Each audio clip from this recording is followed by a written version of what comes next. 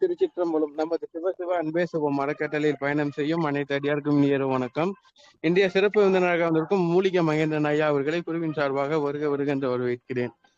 மூலிகை ரகசியம் ஐயா பேசுங்க ஐயா, ஒரு சின்ன மீட்டிங், நான் வந்துடுறேன். சரி. பசி என்னை படைத்தது, உணவு என்னை வளர்த்தது. பசித்தர் மூலிகை மகேந்திரன் குழுவில் உள்ளவர்கள் அனைவருக்கும் மனமார்ந்த நன்றியும் மகிழ்ச்சியும் தெரிவித்துக் கொள்கிறேன். இன்றைய தலைப்பு மூலிகை ரகசியங்கள். மூலிகை என்றால் என்ன? படைப்பு என்றால் என்ன? உணவு என்றால் என்ன? உணவுக்கு தான் மூலிகைன்னு நம்ம பேர் வச்சிருக்கோம். இதை நம்ம புரிஞ்சுக்கணும். என்னுடைய தாரக மந்திரத்தை சொல்லி நிகழ்ச்சியை துவங்குகின்றேன்.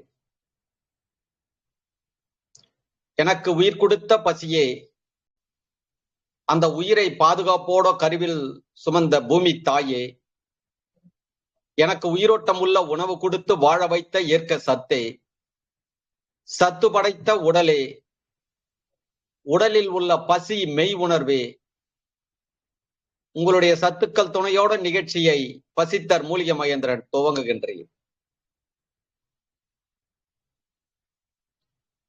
இன்று மூலிகையை பத்தி இந்த வானமும் பூமியும் எனக்கு என்ன உணர்த்தப்பட்டதோ அதை நான் உங்களுக்கு உணர்த்துறேன். இப்போ மழை காலம் முடிந்து பனிகாலம் வந்திருக்கு. சரி, இந்த பனிகாலத்தில் நம்ம என்ன மாதிரி மூலிகைகள்லாம் எடுத்துக்கலாம்? நம்மளுடைய பாரம்பரிய மூலிகை எப்படி இருக்கு? நம்ம முன்னோர்கள் எப்படி வாழ்ந்தார்கள்? நம்ம முன்னோர்கள்லாம் எப்படி அப்படின்னா, மழை காலம், பனிகாலம், வெய்ய காலம், காற்று காலம், இதற்கு ஏற்றவாறு மூலிகைகளை அவங்க எடுத்துக்கினாங்க. ஆனா நம்ம அதை எல்லாமே மறந்துட்டோம். அது மறந்ததுக்கு காரணம் விஞ்ஞானங்கள் வளர்ந்து விட்டது. நம்மளுடைய மரபை நாம விட்டு விட்டோம். சரி, பரவாயில்ல, இப்ப விஞ்ஞானங்கள் வளர்ந்து விட்டது.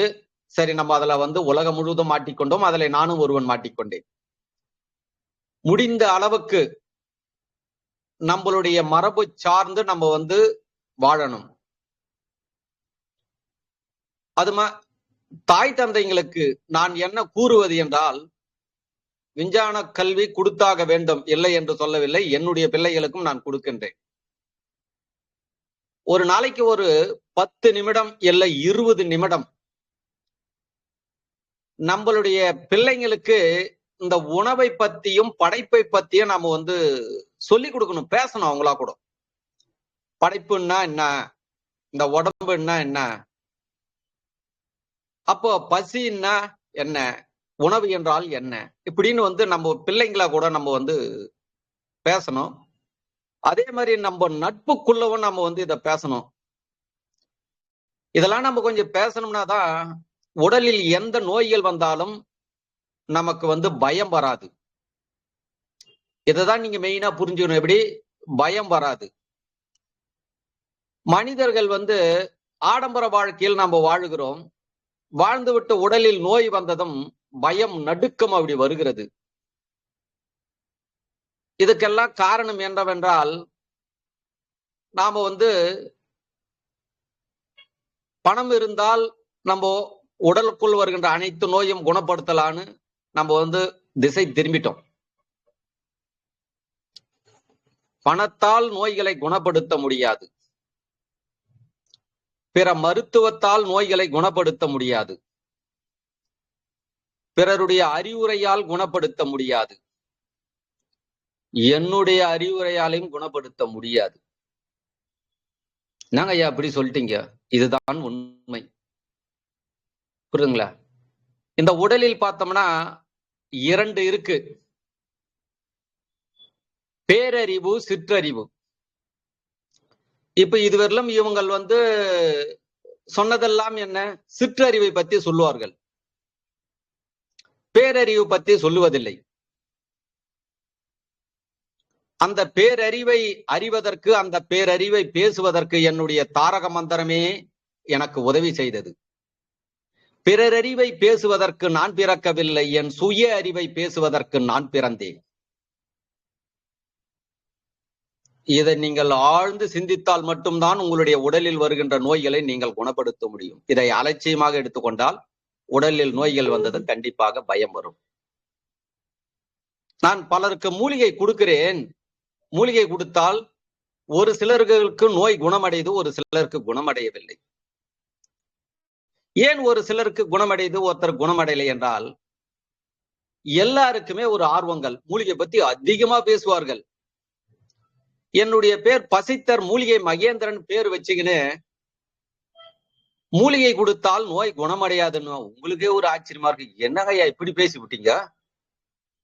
மூலிகை கொடுத்தா நோய் குணமடையாதா? குணமடையாது. சரி, மூலிகை மருத்துவங்கள், மரபு மருத்துவம், விஞ்ஞான மருத்துவம், மூலிகை மருத்துவங்கள், பல மருத்துவங்கள் இருக்கு.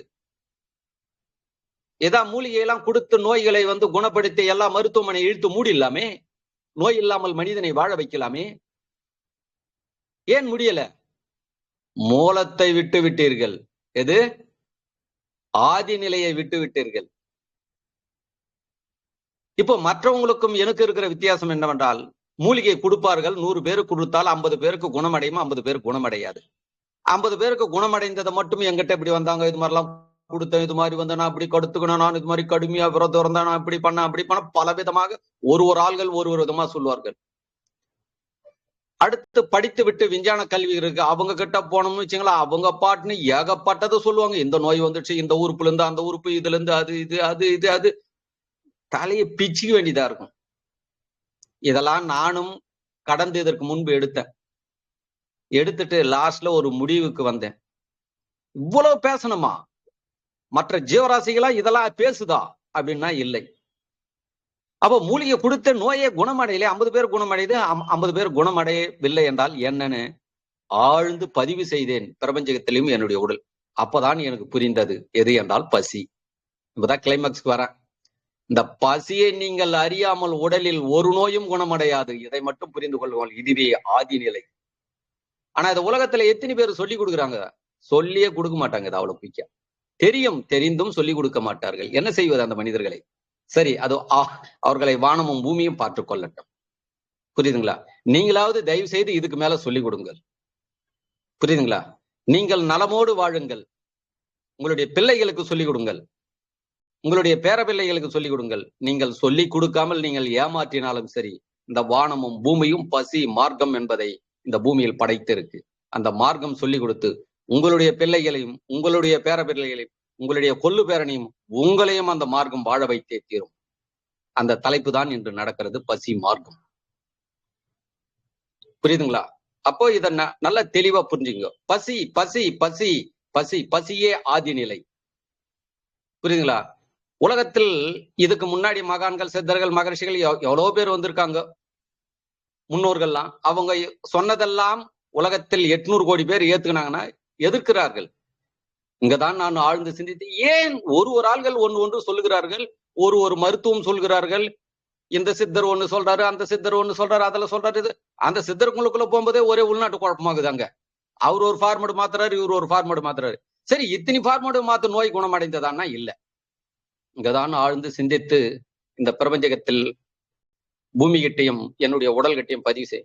என்னதான் ரகசியம்? ஏன் இவ்வளவு மூலிகைகள் இருக்கு, மனிதர்களுக்கு நோய் குணமடையவில்லையே என்று பதிவு செய்தேன். அப்பதான் இந்த வானமும் பூமியும் ஒரு அறிவு கொடுத்தது. உண்மையை உன்னிடம் கொடுக்கின்றேன், உண்மை என்ற விதையை நீ விதை. பசிதான் அனைத்தும் இயக்கம், பசியே பிரபஞ்சகம்.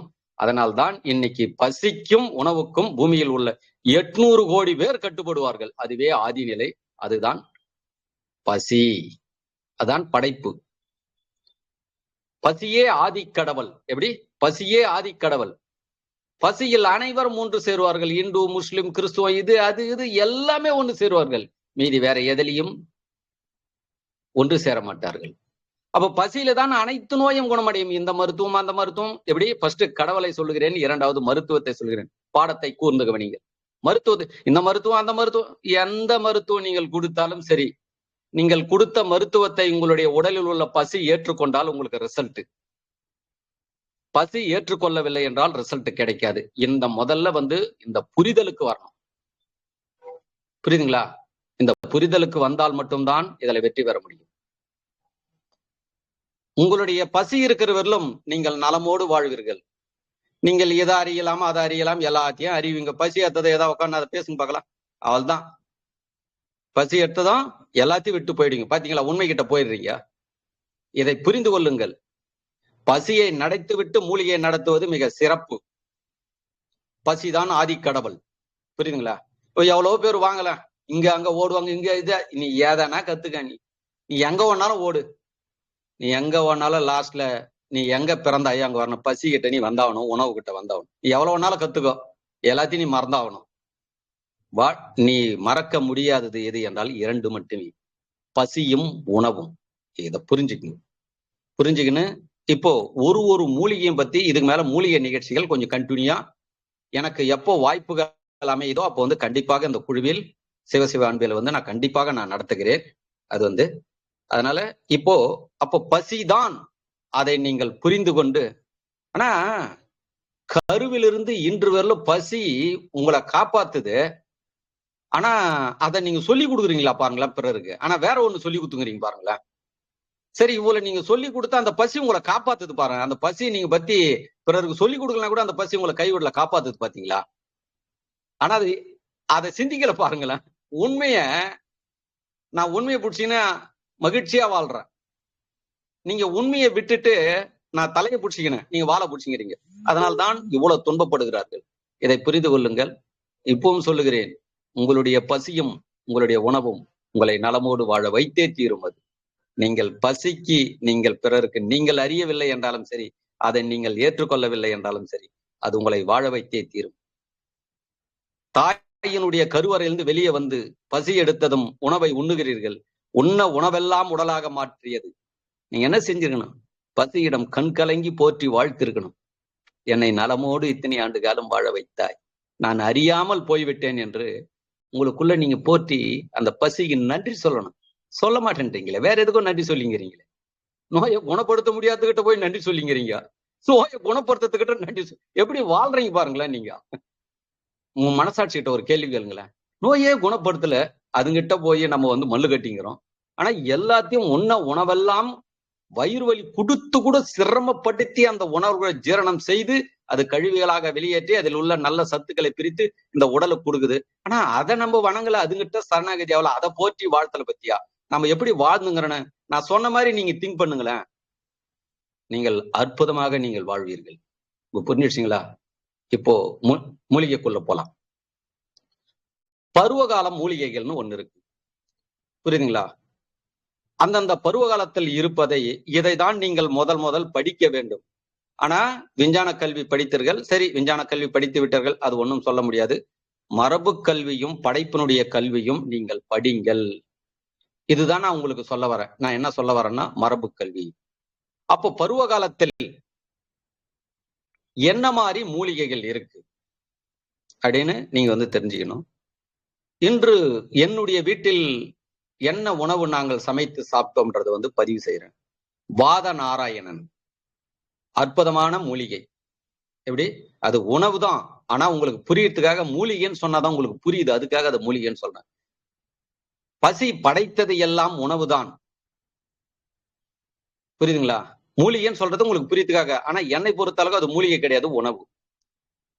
இவங்க எல்லாருமே சொல்லுவார்கள், என்ன சொல்லுவார்கள்? உணவே மருந்து. புரியுதுங்களா? மருந்தே உணவு, இப்படி சொல்லுவாங்க. அப்படியே டபுளா சொல்லுவாங்க. நான் என்ன சொல்லுவேன்னா, உணவை மருந்து என்று நான் சொல்ல மாட்டேன், உணவை உணவு என்று சொல்லுவேன். நீங்களும் அது மாதிரி சொல்லுங்க. அடிக்கடி மருந்துன்னு சொல்லாதீங்க. மருந்து என்பது எதை சொல்ல வேண்டும்? மனிதர்கள் கண்டுபிடித்த கெமிக்கல், ரசாயன, ஊசி, மாத்திரைகளை மருந்துன்னு சொல்லலாம். அது மனிதர்கள் கண்டுபிடித்தது.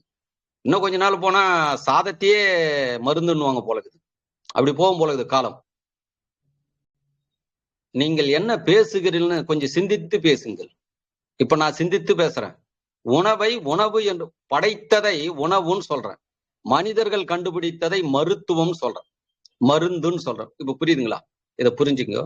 அப்போ இன்று நான் என்ன உணவு நான் சாப்பிட்டேன் அப்படின்னா, வாத நாராயணன். அற்புதமானது. இந்த உலகத்தில் எவ்வளவு மருத்துவங்கள், இந்த உறுப்பு அந்த உறுப்பு, இது அது, இத எக்கச்சக்கமா பேசுவாங்க ஒரு மனிதர்கள் ஒண்ணு. எதை பேசினாலும் இரண்டில் நிறுத்துவேன். Calcium, magnesium. கால்சியம் என்பது பகல், மெக்னீசியம் என்பது இரவு. இதைதான் நீங்க புரிஞ்சுக்கணும். எவ்வளவு 1,00,000 மூலிகை வந்தாலும் சரி, 1 கோடி மூலிகை வந்தாலும் சரி, புரியுதுங்களா, 100 மூலிகை வந்தாலும் சரி, எவ்வளவு மூலிகை வந்தாலும் ரெண்டில் நிறுத்துவேன். வெப்பம் ஒன்று, குளிர்ச்சி ஒன்று.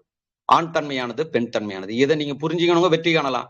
இதை நீங்க புரிஞ்சுக்காம கேர்லெஸ்ஸா இருங்களேன், நீங்க எவ்வளவு கஷ்டப்படுறீங்க பாருங்களேன் லைஃப்ல.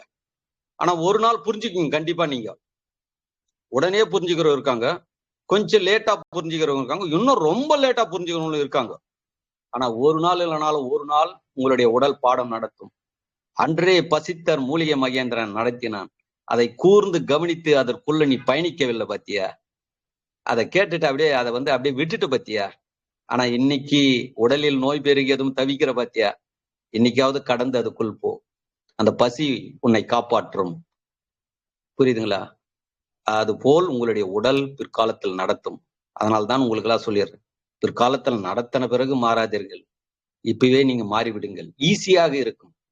அப்ப ரொம்ப கஷ்டப்பட்டு மாற வேண்டியது இருக்கும். ஒரு நோய் சின்னதிலேயே வருது அப்படின்னா அந்த சின்னதிலேயே அந்த நோயை நீக்கிடுங்க. நோய் முத்தன பிறகு அழுது உருண்டு பிறண்டுகிறண்டு, ஐயா தெரியாமல் நீங்களா பாடம் நடத்தீங்க, உங்களை அலட்சியமா நினைச்சிட்டங்க ஐயா, என்னென்னவோ நான் அப்ப விட்டுட்டேன். நோய் முத்தி போச்சே. நான் மட்டும் என்ன பண்ண முடியும்? என்னால எதனா பண்ண முடியுமா? முடியாது. என்னாலையும் பண்ண முடியாது. புரியுதுங்களா? அன்னைக்கு நீங்க கண் கலங்குறீங்க, அழுவுறீங்க பேர், ஏன் அது இன்னைக்கே ஏத்துங்களேன். நீங்க இன்னைக்கே உஷாராயிடுங்களேன். புரியுதுங்களா? பசி என்றால் என்னன்னு புரிஞ்சு நம்மளுடைய பாரம்பரிய மூலிகைகளை போகும். ஆவாரை பூத்திருக்கையில் சாகாரை கண்டதுண்டோன்னா எப்படி? ஆவாரை பூத்திருக்கையில் சாகாரை கண்டதுண்டோன்.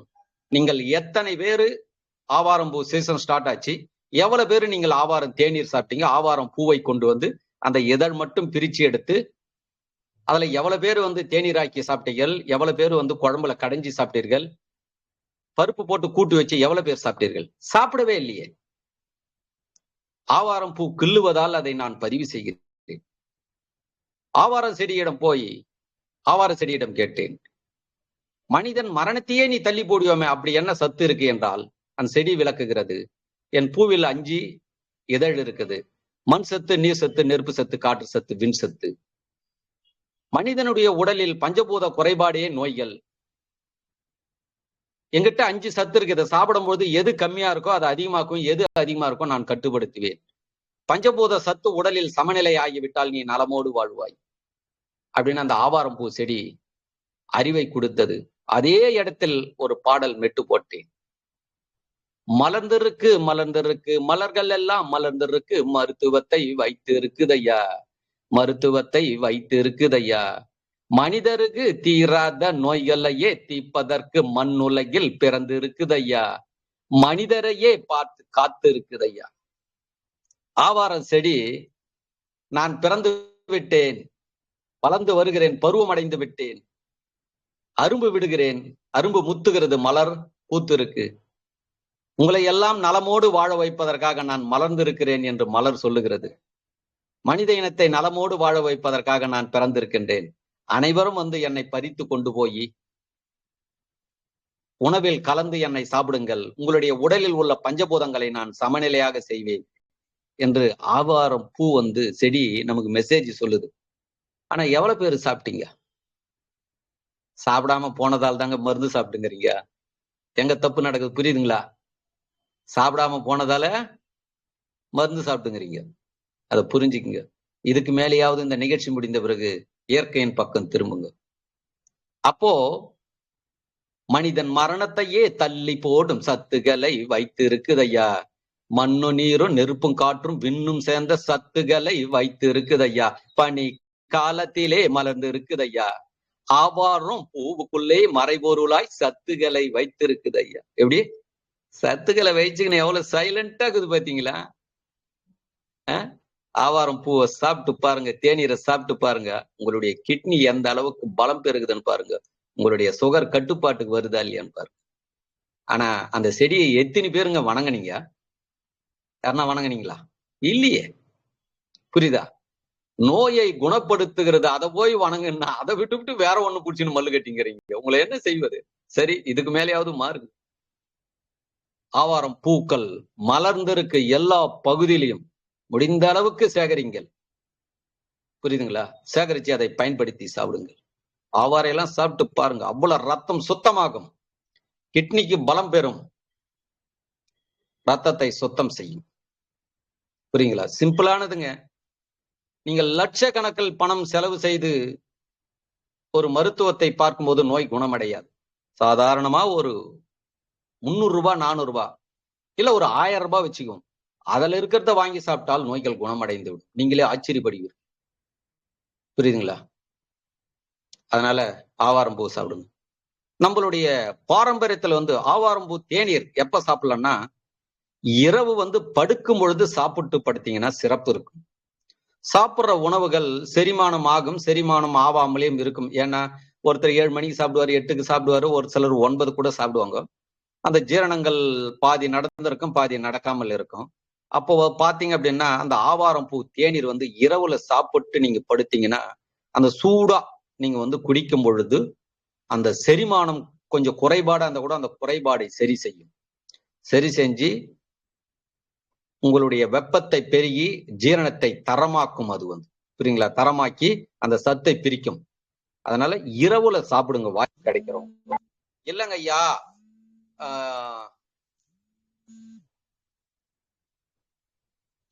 எனக்கு அது மாதிரி சாப்பிடறதுக்கான வாய்ப்புகள் இல்லை அப்படின்னா பகல்ல எப்போ வேணாலும் நீங்க சாப்பிட்டுங்க. உங்களுக்கு எப்போ வாய்ப்பு இருக்கோ அப்போ நீங்க எப்போ வேணாலும் நீங்க சாப்பிட்டுங்க. அடுத்து நம்மளுடைய பாரம்பரியத்துல ஆவாரம்பூ தேநீர். அடுத்து பார்த்தோம் அப்படின்னா விளாம்பழம் விநாயகருக்கு படைப்பாங்க. விளாம்பழத்தோட இலை அவ்வளவு அற்புதமான தேநீர். புரியுதுங்களா? அது நிறைய பேர் அதை சாப்பிடவே இல்லை. இப்ப அதெல்லாம் நாங்க உலக மக்களுக்கு நாங்க அறிமுகம் செய்யறோம். நாங்க அந்த விளாம்பழக்கம் இலைய கொஞ்சோண்டு உடைச்சின்னு அந்த இலையை உருவிட்டு ஒரு கைப்பிடி போட்டுட்டு ஒரு 3 டம்ளர் தண்ணி ஊத்துங்க. ஊத்திட்டு ஒரு 10 நிமிஷம் வேக வைங்க. அது லைட்டா கலர் மாறும். கலர் மாறினதை அதை டம்ளர்ல ஊத்திட்டு அதுல ஒரு இனிப்பு கலந்துங்க. கலந்துட்டு அதுல லெமன் ஒரு 3 சொட்டு 4 சொட்டு விட்டு சாப்பிட்டு பாருங்களேன். என்ன மாதிரி டேஸ்ட் இருக்குது. வாழ்க்கையில அனுபவிக்காமையே காலங்களை தொலைத்து விட்டீங்க. புரியுதுங்களா? வெறும் டீ காப்பியே சாப்பிடுங்க, அதுக்காக சாப்பிடுங்க நான் சாப்பிட வேணாம்னு சொல்ல. இது மாதிரியும் கொஞ்சம் கொஞ்சம் மாறுங்க. புரியுதுங்களா? அவ்வளவு அற்புதமானது. விளா மரம் எல்லாம் ரொம்ப உறுதியான மரங்கள். அதனுடைய உணவு சாப்பிடும் போதுதான் நம்மளுடைய உடல் ரொம்ப உறுதியா இருக்கும். நான் அந்த பாரம்பரிய மூலிகை மரங்களை தான் சொல்லி கொடுக்கணும்னா அதுக்குள்ள இருக்கிற சத்துக்களை நான் அதிகம் சொல்றது இல்லை. ஏன்னா ஒரே ஒரு மூலிகை வச்சு அரை நாள் பாடம் நடத்தலாம், 1 மணி நேரம் நடத்தலாம், 3 மணி நேரம் நடத்தலாம், அரை நாள் நடத்தலாம், 1 நாள் நடத்தலாம். எதை நடத்தினாலும் உடம்பு சொல்லுது நீ 10 நிமிஷம் பேசினா போதும், எதுக்கு நீ அவ்வளவு நேரம் நடத்திங்கிற பாடத்தை ஒரு மூலிகை வச்சிருந்து. எது உடல்ல இருக்கிற உறுப்பு நீ உள்ள போடுன்னு மட்டும் அவங்களுக்கு சொல்லி கொடு, நான் சத்தை பிரிச்சுக்கிறேன். அதை விட்டு நீ இல்லாதெல்லாம் நடத்திங்கிற மாட்டினாங்க உனக்கு ஆளுன்றதுக்காக ஒரு மூலிகை வச்சுன்னு 1 நாள் ஃபுல்லா நடத்துறியா? உனக்கு பரிதாபமா இல்லையா? எது என்னுடைய உள்ளுறுப்புகள் பேசுது. அதனாலதான் உங்களுக்கு சிம்பிளா சொல்லித்தரேன். கொதிக்க வச்சு உள்ள கொடுத்துருங்க, அது பாத்துக்குவோம், உடம்பு பாத்துக்கும். ஆனா எதெல்லாம் சாப்பிடணுன்றத நீங்க தெரிஞ்சுக்கணும். புரியுதுங்களா? பூவரசம் இலை கிட்னியை பலப்படுத்தும். ஆவாரம் பூ கிட்னியை பலப்படுத்தும். பூவரச மரம் இந்த ரோடு ஓரங்கள்ல இந்த நிழலுக்காக நிறைய பேர் இப்ப நிறைய மரங்கள் வச்சிருக்காங்க. அந்த இலையை கொண்டு வாங்க, இட்லி குண்டான எடுத்து வைங்க, ஒரு 10 இலை எடுத்துன்னு வாங்க, கொய்யா இலையை எடுத்துன்னு வாங்க, பவளமல்லி இலை எடுத்துன்னு வாங்க, ஒரு 3 இலை, 5 இலை, கொய்யா இலை 5, பவளமல்லி இலை 5, எது கிடைக்குது செம்பருத்தி இலை கூட எடுத்துன்னு வாங்க. புரியுதுங்களா? எது இருந்தாலும் நீங்க எடுத்துன்னு இட்லி குண்டான எடுத்து வச்சுட்டு அதுக்குள்ள தண்ணி ஊத்திட்டு அந்த கீழ்த்தட்டுல வாழை இலை கூட எடுத்துக்கோ. ஒரு வாழை இலையை 4 கட் பண்ணி அதுக்குள்ள அடிக்கிட்டு கொய்யா இலை, துத்தி கீரை, இது எல்லாமே நம்ம பயன்படுத்துற கீரைகள். அந்த கீரைகளை அந்த இலைகளை ஒரு 5 இலை 10 இலை அடிக்கிட்டு அதுல மாவே ஊத்தாதீங்க. அதுக்கு மேல இருக்கிற 2 தட்டு 3 தட்டு இருக்கும், அதுல மாவு ஊத்திருங்க. நீங்க அந்த இலையை வைக்கிற தட்டுல மாவே ஊத்தாதீங்க. அடுப்பு பத்த வைங்கோ, தண்ணி கொதிச்சு இலையில அடிக்கும், கீழ்த்தட்டுல அடிக்கும். கீழ்த்தட்டுல இலைகள் இருக்கு, அது வெந்து மேலுக்கு வரும். அந்த ஆவிரில இட்லி வேகும். ஒரு 1/4 மணி நேரம் கழிச்சு இட்லி குண்டான திறந்து பார்த்துட்டு அந்த தட்டு எடுத்துட்டு பாருங்க. உள்ள இலை வைக்கும் போது பச்சையா இருக்கும். நீங்க அந்த தட்டு 2 தட்டு 3 தட்டு இருக்கு இட்லி குண்டான், அதை எடுத்துட்டு பாத்தீங்கன்னா அந்த இலை கருத்து இருக்கும். அப்ப அந்த இலைக்குள்ள இருந்த பச்சையம் என்ற சத்து அந்த இட்லிக்குள்ள ஊடுருவிச்சு. இந்த முறையில பயன்படுத்துங்க. ஃபர்ஸ்ட் ஒரு இலை கூட வாழை இலை வச்சு பயன்படுத்துங்க. அடுத்து ஒரு முறை கொய்யா இலை வச்சு பயன்படுத்துங்க. பவளமல்லி இலையை வச்சு பயன்படுத்துங்க. துத்தி இலையை வச்சு பயன்படுத்துங்க. இது மாதிரி. ஆனா மாவு மட்டும் அதுல ஊத்தாதீங்க. புரியுதுங்களா? அடுத்து நம்மள சுத்தி என்னெல்லாம் இருக்கு அதெல்லாம் பயன்படுத்துங்க. இதுல கசப்பு தன்மை உள்ளதும் விஷத்தன்மை உள்ளதும் பயன்படுத்தாதீர்கள். ஒரு சிம்பிளா சொல்லி கொடுத்துட்டேன். இன்னும் நிறைய மூலிகை நிகழ்ச்சி நடத்துவேன். ஆனா இன்னைக்கு ஒரு சிம்பிளா உங்களுக்கு சொல்லித்தரேன். இந்த ஃபார்மட் ஒண்ணு. இப்ப என் வீட்டுல வந்தீங்கன்னு பாத்தீங்களா, தோசை வெள்ளை கலர்ல இருக்கவே இருக்காது, இட்லி வெள்ளை கலர்ல இருக்கவே இருக்காது. எல்லாமே ஒண்ணுக்கு வந்து சிவப்பா இருக்கும், ஒண்ணு கருப்பா இருக்கும், இல்ல மஞ்சளா இருக்கும், இல்ல பச்சையா இருக்கும். இதெல்லாம் எப்படி பயன்படுத்துறேன்னு உங்களுக்கு வந்து நான் சொல்லித்தரேன். இப்ப முதல்ல என்ன சொல்லி கொடுத்துறேன், பூவரசலை இலையா இருக்கட்டும், செம்பருத்தி இலை கூட பயன்படுத்துங்க. நம்ம வீட்டை சுத்தி இருக்கிறது இது எல்லாமே ஆனா நம்ம வந்து அது வந்து கீரையா கடைஞ்சி சாப்பிட்ற மாதிரி இருக்கிறத மட்டும்தான் நம்ம பயன்படுத்தணும். மீதிலாம் நம்ம வந்து பயன்படுத்தக்கூடாது. விஷம் உள்ளதை நீங்க பயன்படுத்தக்கூடாது, அது புரிஞ்சுக்கணும். எருக்கம், நொச்சி, தைல இலை இதெல்லாம் நீங்கள் பயன்படுத்தக்கூடாது. புரியுங்களா? அதனால நம்ம ரெகுலரா இருக்கிறது வந்து, இப்போ வாழை இலை சாப்பிட்றீங்க, பச்சை கலர்ல இருக்கு இலை, சாதத்தை கொஞ்சம் போட்டுன்னு கொஞ்சம் சுட ஒரு 10% தான் கருக்குது, அதுக்கு மேல கருக்குல அது. புரியுதுங்களா? அடுத்து வந்து வேற இலைகள் கூட வச்சு, மந்தார இலையில வச்சு சாப்பிட்றீங்க. இப்ப நிலத்திலேயே பாத்தீங்க அப்படின்னா பல இலைகள் இருக்கு, பட்டப்பட்டையான இலைகள் வந்து தேக்கு இலையெல்லாம் இருக்கு. அதுல வந்து தேக்கு இலை வந்து சாதம் சூடா போட்டு சாப்பிடணும். ஆனா நம்ம வந்து சூடா போடல. அப்ப அந்த பச்சையம்ன்ற சத்து நமக்கு வந்து முழுமையா கிடைக்கல. அதை தான் நான் உங்களுக்கு சொல்லி கொடுக்குறேன். எப்படி முழுமையா நமக்கு வந்து கிடைக்கல. அப்ப இது முழுமையா கிடைக்கணும் அப்படின்னா அந்த இலைகள் எல்லாம் எடுத்து வச்சு இது மாதிரி இட்லி சுட்டு நீங்க வந்து சாப்பிடலாம். அடுத்து மூலிகைகள்ல ஒரு சிலது, இப்போ ஒரு சிலர் ஐயா எங்க குழந்தைக்கு வந்து நாங்க வந்து மூலிகை எல்லாம் நாங்க வந்து இட்லி கொடுக்கணும்னு விரும்புறோம், சாப்பிட மாட்டேன்றாங்க. இப்போ வந்து சளி பிடிச்சிருக்கு, அவங்களுக்கு வந்து நம்ம வந்து எப்படி வந்து, இப்போ சின்ன குழந்தை 3 வயசு 4 வயசு 5 வயசு குழந்தைங்களா இருக்குன்னு வச்சுங்களேன். இப்போ பனிகாலங்கள், சளி பிடிச்சிருக்கு, சளி அதிகமான ஜுரம் வரும். இதை கூர்ந்து கவனித்து அந்த குழந்தைக்கு லைட்டா அந்த சளி வந்து கட்டுது பாத்தீங்களா, அப்பயே கண்டுபிடிக்கணும். நீங்க கண்டுபிடிச்சு எல்லாமே உங்களுக்கு வந்து என்னன்னா சிந்தனையில கொஞ்சம் மாத்தி சிந்திக்கிறது எளிமையா சொல்லி கொடுக்குறேன் உங்களுக்கு. புரியுதுங்களா? சரி, ஃபர்ஸ்ட் வந்து துளசியை எடுத்துக்கும். துளசிய இட்லி நீங்க வந்து சாதா இட்லியை சுட்டுடுங்க. இதுல ஒரு பாடத்தில் கூர்ந்து கவனிக்க வேண்டும். எந்த ஒரு மூலிகையும் நீங்கள் சமைக்கும் பொழுது கொஞ்சம் சத்து குறையும் கண்டிப்பாக. துளசி எடுத்து அதை மிக்சியில் போட்டு அரைச்சி அதை வெடிகட்டி சாறு எடுத்தால் அதுல வந்து 100% சத்து இருக்கும். அதே அந்த துளசியை சாறை தோசை மாவில் ஊத்தி கலந்து நீங்க இட்லி சுட்டால் வெள்ளையா இருக்கும் மாவு இந்த பச்சை கலரை, துளசி கொஞ்சம் ஊத்தம்னா பச்சை கலரா மாறும். அதை தோசை சுட்டு கொடுத்தால், இட்லி சுட்டு கொடுத்தால் ஒரு 60% கிடைக்கும், 40% சத்து கிடைக்காது. ஏன் அப்படின்னா வேகுது. இதை கூர்ந்து நீங்க புரிஞ்சுக்கணும். இதுக்குள்ள லேயரா போலாம், ஆனா இன்னைக்கு சிம்பிளா சொல்லித்தரேன். ஆனா இது எல்லாம் இன்னைக்கு லைட்டா நடத்திட்டு பின்னாடி இதை பத்தி ரொம்ப டீப்பா நடத்த போறேன். புரியுதுங்களா? அடுத்த கிளாஸ்லயும் வாங்க, கொஞ்சம் கடந்து நல்லா டீப்பா போலாம். அப்போ 60% கிடைக்கும், அதுக்கு மேல கிடைக்காது. இந்த முறையில நீங்க வந்து கொடுங்க. ஒரு 3 வயசு குழந்தைக்கு கற்பூரவல்லியும் துளசியும் போட்டு இடிச்சு சாறு எடுத்துட்டு குழந்தைய வந்து மேல படுக்க வச்சுன்னு 2 காலை போட்டு அமைக்கணும், மூக்கை கொஞ்சம் கெட்டியா புடிச்சுக்கணும். அப்படி வாயில ஓத்தனீங்கன்னா அது கொப்பிச்சுக்கணும், ஊனு கத்திக்கணும், எழுந்துக்கணும், கண்ணுல தண்ணி வந்துக்கணும், அழுதுக்கணும், இரும்புக்கணுக்குது. கொஞ்சம் மாத்தி சிந்திங்களேன் என்ன மாதிரி. எப்படி ஒரு குழந்தைக்கு ஊத்துறீங்க, அந்த குழந்தைய துன்புறுத்துறீங்க. அந்த குழந்தைய துன்புறுத்தாத குழந்தைங்களுக்கு கொடுக்கணும். இந்த அறிவை யாருக்கிட்ட எடுத்தேன்னா என் பொண்ணுகிட்ட தான் எடுத்தேன். என் பொண்ணுக்கு வந்து 7 வயசு இருக்கும். குழந்தை ஆரோக்கியமா வாழணுன்றதுக்காக சளி பிடிச்சிருக்கு. அப்ப என்ன பண்ண, ஒரு சூப்பை போட்டு ரெடி பண்ணி கொடுத்தேன். 7:45 இது குடிமா, இது குடிச்சிட்டு அடுத்து சாப்பாடு சாப்பிடணும்னா, நான் தான் ஆரோக்கியமா இருக்கிறேன், நான் அதெல்லாம் குடிக்க மாட்டேன் அப்படின்ச்சு. சரி, அந்த டைம்ல ஸ்கூல் போற டைம்ல நம்ம வந்து இதை குழந்தைய திணிச்சு கொடுத்தோம் அப்படின்னா அது அழுதுகினே ஸ்கூலுக்கு போக, நீ ஃபுல்லா டென்ஷனா இருக்கும். கொஞ்சம் மாற்றி சிந்தித்தேன். சரி, அது குடிக்க மாட்டேன்னு சொல்லுது, ஆனா குழந்தை ஆரோக்கியமா வாழணும்னு பெற்றோர்கள் நினைப்பார்கள், நியாயமானது. சரிட்டு அந்த டைம்ல அமைதியாக இருந்து என்னை நான் கவனித்தேன். இதை எப்படியாவது குழந்தை கொடுக்கணும், என்ன பண்ணலாம்னா. அப்போ அன்னைக்கு தானே பார்த்தா என் வீட்டுல வந்து காரக்குழம்பு, கத்திரிக்காய், கருணக்கிழங்கு, மொச்சக்கொட்டை போட்டு காரக்குழம்பு இட்லிக்கு வச்சிருந்தாங்க. சரி, என்ன பண்ண என் பொண்ணு, சரிம்மா ட்ரெஸ் எல்லாம் போட்டுக்குமா அப்படின்னா, அது ட்ரெஸ் எல்லாம் போட்டுது. டக்குன்னு அதனுடைய சூப் எடுத்து அந்த காரக்குழம்புல ஊத்திட்டு இட்லியை சுட்டு வச்சாச்சு. 3 இட்லி வச்சுட்டு கொஞ்சம் காரக்குழம்பு எடுத்து வந்தோம். என்னம்மா காவியா, எப்படிமா இருக்குது இட்லின்னா? அப்பா டிஃப்ரெண்டா இருக்குதுப்பா, ஒரு டேஸ்டா இருக்குதுப்பா. அவள் தான் என் மனைவி கிட்ட சொல்லிட்டு, இது மேல எந்த சூப்புமே போட்டு கொடுக்காதன்ட்டு.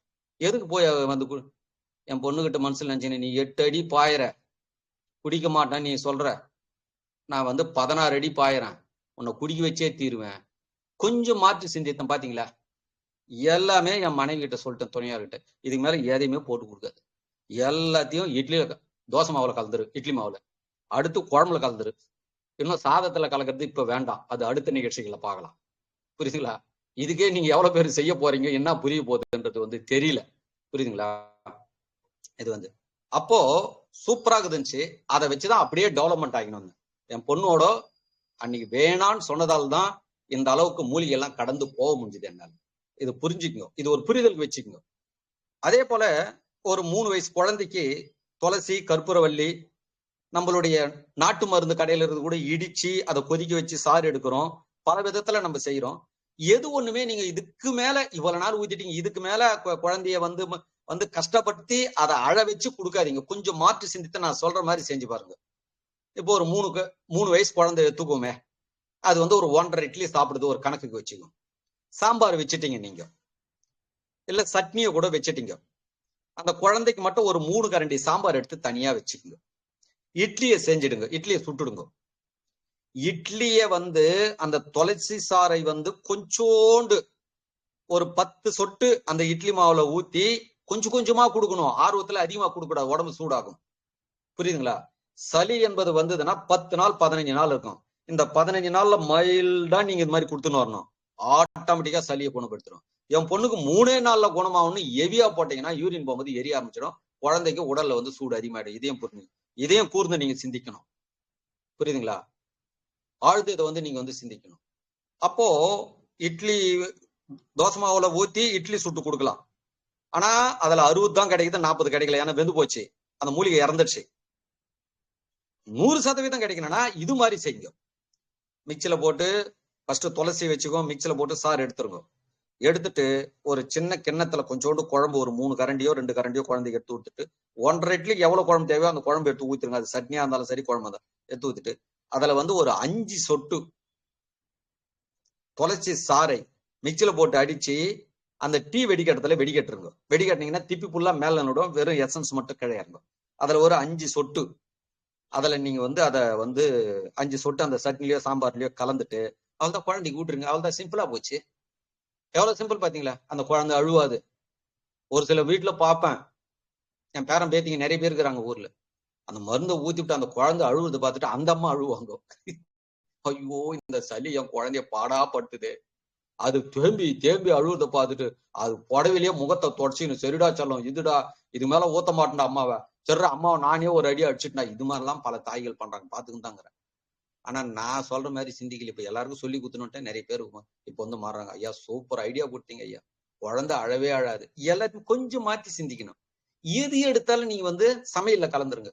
ஒண்ணு என்ன பண்றீங்கன்னா ரொம்ப நெடியா கொடுக்குறீங்க நீங்க, குழந்தைங்க அப்பதான் திணறுது. நெடியா கொடுக்க கூடாது, பக்குவமா கொஞ்சம் கொஞ்சம் கொஞ்சம் கொஞ்சமா கொடுத்துன்னு வந்தோம். புரியுதுங்களா? ஐயா என் பொண்ணு காலேஜ் போகுதுங்க ஐயா, அது எல்லாம் விஞ்ஞானம் கலந்த உணவே சாப்பிடுதுங்க ஐயா. ஐயா என் பொண்ணு 10th படிக்குதுங்க ஐயா, அவங்க கிளாஸ்ல இருக்கிறவங்க எல்லாம் விஞ்ஞானம் கலந்த உணவே சாப்பிடுறாங்க, அதுவே சாப்பிடுறாங்க ஐயா. ஐயா என் பொண்ணு 7வது படிக்குதுங்க ஐயா, அதுவும் அப்படிதான் சாப்பிடுதுங்க ஐயா. எல்லாம் அப்படிதான் இருப்பாங்க ஐயா. நான் மரபு சார்ந்து எது செஞ்சு கொடுத்தாலும் சாப்பிட மாட்டேங்குதுங்க ஐயா. நீ சொல்லவே சொல்லாது. இதோ சூப்பர் ஐடியா, பாயிண்ட் மட்டும் நான் கொடுத்துட்டேன், அவ்வளவுதான். இதுக்கு மேல நீங்க சுயமா சிந்தித்து வித்தியாசமா செய்யுங்க, மனசுல வச்சுக்கோங்க. பல பேர் சொல்லுவான், ஐயா என் பொண்ணு சாப்பிட மாட்டேங்குது, என் பையன் சாப்பிட மாட்டேறான். கவலையப்படாதீங்க, சாப்பிட மாட்டேன்னு தானே அவங்க மறுத்தாங்க.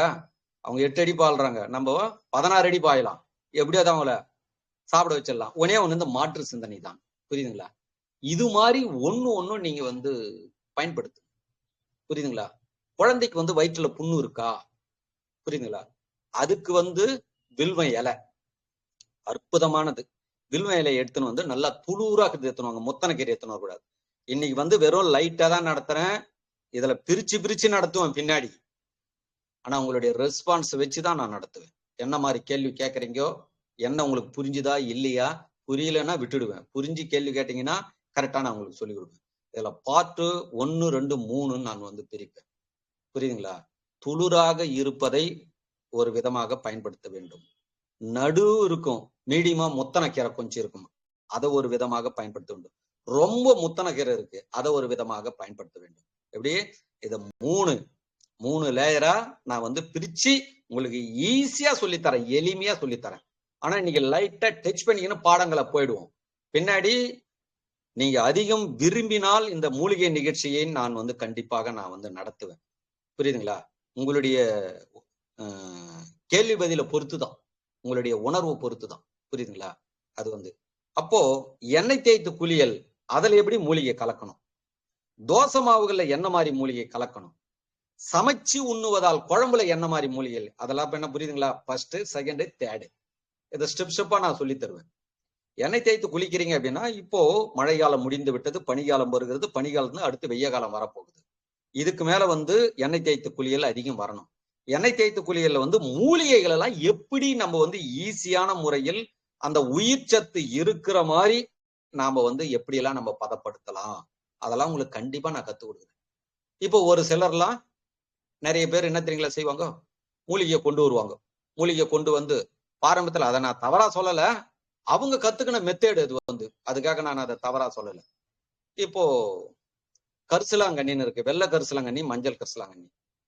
அவங்க செய்யறதுல ஒரு வாசனைகள் இருக்கு, அதை நான் ஒற்றுக்கொள்கிறேன். வெள்ளை கரிசலாங்கண்ணி எத்துன்னு வருவேன் நானு.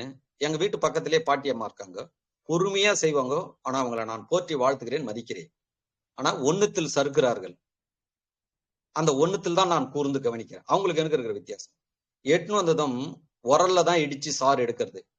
தண்ணியை வந்து ஊத்தக்கூடாது, தொளிப்பாங்க. நான் இடிப்பேன், 2 பேரும் சேர்ந்து அப்படியே சாறு எடுப்போம். சாறு எடுத்துட்டு ஒரு 1/2 லிட்டர் சாறு வந்துச்சுன்னு வச்சுங்களேன், நான் மூலிகைக்காக போறதால அருவாலை போட்டு அறுத்து அப்படி செம மாதிரி எடுத்துன்னு வரும், மூட்டை மாதிரி எடுத்துன்னு வருவோம். நான் நல்லா ஒரு 1/2 லிட்டர் சாறு எடுத்துட்டு 1.5 லிட்டர் எண்ணெய், 2 லிட்டர் எண்ணெய் கூட ஊத்திட்டு, கடாயில ஊத்திட்டு இந்த சாறை எடுத்து அதுல ஊத்திடுவாங்க. ஊத்திட்டு கடாயில நிதானமாக தீ வைப்பார்கள். ரொம்ப ரொம்ப முக்கியமானது இதுதான். எப்படி? நிதானமாக தீ வச்சு அதுக்காக வந்து ஒரு 1.5 மணி நேரம் 2 மணி நேரம் டைம் ஒதுக்குறாங்க.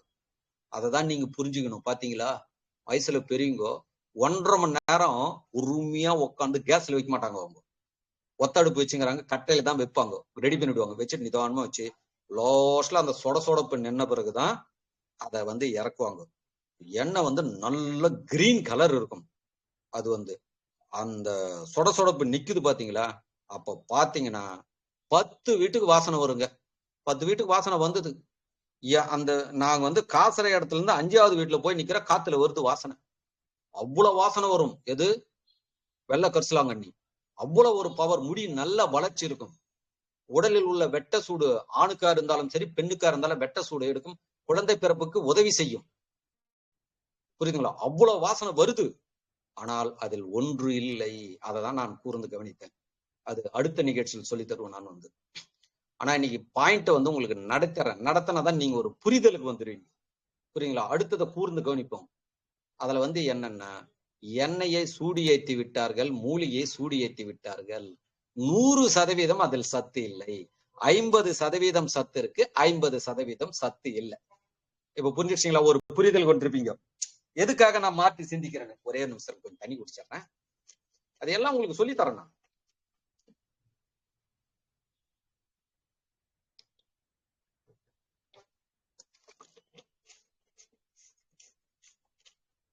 நீ பார்த்தேன் அப்படின்னா எல்லாம் கலந்து நடத்துறேன். ஒரு சப்ஜெக்டே கிளியரா முடிக்கல. ஏன்னா 4 விதத்துல உங்களுக்கு மெசேஜ் கொடுத்துட்டு அப்புறம் ஒண்ணா பார்த்து முடிச்சுன்னு வருவேன். என்னன்னா, நான் என்ன சொன்னா, கிழக்கும் ரோடு இருக்குது, மேற்கும் இருக்குது, வடக்கும் இருக்குது, தெற்கும் 4 ரோடு இன்னைக்கு சொல்லிடுறேன். அடுத்து ஒரு ரோட்ல என்ன மாதிரி மூலிகைகள் இருக்கு அப்படின்றத நான் வந்து நடத்துவோம், அடுத்த பாடங்கள் நடத்துவோம் நான். புரியுதுங்களா?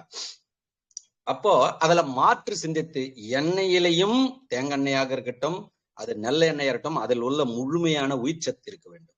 மூலிகையிலையும் உயிர்ச்சத்து இருக்க வேண்டும். அந்த டெக்னிக்கல் நான் சொல்லித்தரேன். புரியுதுங்களா? அது வந்து அப்போ இது மாதிரி நம்ம வந்து ஒண்ணுத்தையும் நம்ம வந்து என்னன்னா 3ஆ பிரிக்கணும். ஒண்ணு, அதில் உள்ள சத்து 100% செயலிழக்காமல் உணவுல கொடுக்கறது வந்து எதுன்னா, இப்போ குழந்தைக்கு சொல்லி கொடுத்தோம் பாத்தீங்களா, அது மாதிரி. அப்போ குழந்தைக்கு வந்து வயிற்றுல புண்ணு இருக்கு, ஒரு 5 வயசு குழந்தை சொல்லுதுன்னு வச்சுங்களேன், அம்மா இங்க எனக்கு சுருக்குன்னு வயிற்றுல குத்துதுமான்னா, அப்ப என்ன, அந்த பகுதியில் புண்ணாயிட்டு இருக்கு. அந்த புண்ணானதுக்கு 2 விதமான காரணங்கள் இருக்கும். என்னன்னா, ஒண்ணு, சாப்பாடு அதிகமாக சாப்பிட்டு அந்த பசி என்பது அந்த உணவை ஜீரணம் பண்ணலனாலும் அது புளிச்சு அங்க ஒரு புண்ணா மாறும். ஒன்று, பசி எடுத்து சாப்பிடாம போனாலும் புண்ணா மாறும். 2 விதத்தில் வரும். புரியுதுங்களா? அப்போ இந்த புண்ணை ஆற்றுவதற்கு அற்புத பவர் உள்ளது எது என்றால் வில்வம். ஆனா நீங்க என்ன பண்ணீங்க, வில்வத்தை வாங்கி போய் சாமி படிச்சுட்டு வந்துட்டீங்க. சாமி வேதனை படுறாரு. இதெல்லாம் நீ சாப்பிடறதுக்காக உனக்கு வந்து நீ வந்து இங்க படைச்சிட்டு அதை எடுத்து போய் இடிச்சு சாறு எடுத்து நீங்க குடிக்கணும்பா, இதான்பா ஆதியில சாமி வணங்குறது. நீ என்ன எனக்கு கொடுத்துட்டு கூடிய நான் என்ன இல்லாத போட்டோம் மாதிரி, எனக்கு வயிற்றுல புண்ணு வந்துக்குது, உனக்கு தானே வந்துக்குது, எனக்கு எட்டு வந்து வச்சுட்டு போட்ட நீ வந்து. இங்கதான் நீங்க ஆழ்ந்து சிந்திக்கணும். கொஞ்சம் மாத்தி சிந்தித்து விளக்கம் கொடுக்குறோம் பாருங்க. கடவுளுக்கு நீங்க படைக்கிறது எல்லாமே நீங்க சாப்பிடணுன்றதுக்காக தான் அங்க வச்சிருக்காங்க. நீங்க மொத்தத்தையும் கடவுளை கூத்துட்டு வந்திருக்கீங்க. வெத்தலை பாக்கியே கடவுளை கூத்துட்டு எல்லாத்தையும் கூத்துட்டு வந்துருக்கீங்க போல இது. ஆனா வீடு எழுதி கடவுளுக்கு கொடுக்க மாட்டேன்றீங்க, நகை பணத்தெல்லாம் கடவுளுக்கு கொடுக்க மாட்டேன்றீங்க. முக்கியமானதெல்லாம் நீங்க பக்காவா வச்சுக்கிறீங்க. புரியுதுங்களா? யாரா வீடு எழுதி கொடுக்க சொல்லுங்க பாக்கலாம். அதெல்லாம் செல்லாது. ஒரு 50,000 நகை கொடுக்க சொல்லுங்க. சாமி இதெல்லாம் எனக்கு முடியாது. நான் பாடம் சீரியஸா போகக்கூடாது, சிரிக்கிறதுக்காக இந்த 2 வார்த்தை சொன்ன, தப்பா நினைச்சுக்காதீங்க யாரும். புரியுதுங்களா? வெத்தலை பாக்கெல்லாம் அங்க இருக்கணும், அதெல்லாம் நம்ம வந்து சாப்பிடணும். அதெல்லாம் உங்களுக்கு பின்னாடி தாம்பூல பானகம்னு சொல்லித்தரேன். அடுத்த நிகழ்ச்சியில் கண்டிப்பா வரும். தாம்பூல பானகம்லாம் நீங்க சாப்பிடணும். அப்போ அந்த வில்வத்தை இடிச்சு சாறு எடுத்து, குழந்தைக்கு வந்து வயிற்றுல புண்ணு இருக்கு, அது சுருக்குன்னு குத்துது அப்படின்னும் போதே, வலி இருக்கணும் போது நீங்க வந்து தெரிஞ்சுக்கலாம். அதை வந்து ஒரு 5 சொட்டு இல்ல 7 சொட்டு சாம்பார்லயோ சட்னிலையோ விட்டு கலந்து அதை ஒரு 15 நாள் ஊட்டிக்கின்னு வந்து பாருங்க, அந்த வயிற்று புண்ணு பக்காவா ஆறிடும். இதை நீங்களும் செய்யலாம், உங்களுடைய உறவுக்காரங்களுக்கும் சொல்லி கொடுக்கலாம், உங்க நண்பர்களுக்கும் இதை சொல்லி கொடுக்கலாம், எல்லாருக்குமே இதை நீங்க சொல்லி கொடுக்கலாம். எல்லாமே பாருங்களேன், சிம்பிளா ஆக்கிட்டு பாருங்களேன். அதுல உயிர் சத்தும் முழுமையா இருக்கிறது. குழந்தைங்களுக்கு வெறும் நீங்க வந்து வில்வ இலையை இடிச்சு சாறு எடுத்து குடிச்சு பாருங்க, குழந்தைங்க குடிக்காது. நமக்கே ஒரு மாதிரியா இருக்கும். கொஞ்சம் மாத்தி சிந்திக்கணும், எல்லாத்தையுமே மாத்தி சிந்திக்கணும். யாருன்னா ஒருத்தர் சொல்லிட்டாங்கன்னா, குழந்தைக்கு சளி பிடிச்சிங்கதா, என்ன வயசு, 10 வயசு, ஓ சித்தரத்தை 10 ரூபாய்க்கு, அதிமதுரம் 10 ரூபாய்க்கு, ஓமம் 10 ரூபாய்க்கு, கருஞ்சீரகம் 10 ரூபாய்க்கு, வால்மிளகு 10 ரூபாய்க்கு, பரங்கிச்சாக்க 10 ரூபாய்க்கு, எல்லாத்தையும் வாங்கிட்டு வந்து மொத்தத்தையும் போட்டு இடிச்சு மிக்சில அடிக்க வேண்டியதெல்லாம் போட்டு அரைச்சி, ஒரு சில கல்லாகிறதெல்லாம் உரல்ல போட்டு இடிச்சு மொத்தத்தையும் போட்டு கொதிக்க வச்சு வெடி கட்டி அதை கூடுன்னா, அதை கொடுத்தது குழந்தை வச்சு அப்படியே பயங்கர கசக்கும், காரம், குடிக்காதுங்க அது.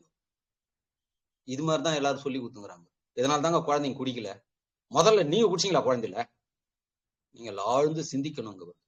அப்ப நம்ம என்ன பண்ணணும், அந்த குழந்தைங்களுக்கு காரத்தன்மையாகவும் நெடியாகவும் நம்ம வந்து கொடுக்க கூடாது. ஏங்க நம்மளாலேயே குடிக்க முடியலங்க, குழந்தைங்க எப்படிங்க குடிக்கும்? எவ்வளவு விவரம் தெரிஞ்சாலும் பெரிய ஆள் நம்மளாலே ஒரு முழு குடிச்சு எப்பா முடியல அப்படியே கண்ணை மூடுறோம். ஏன்னா அந்த காரத்தன்மை.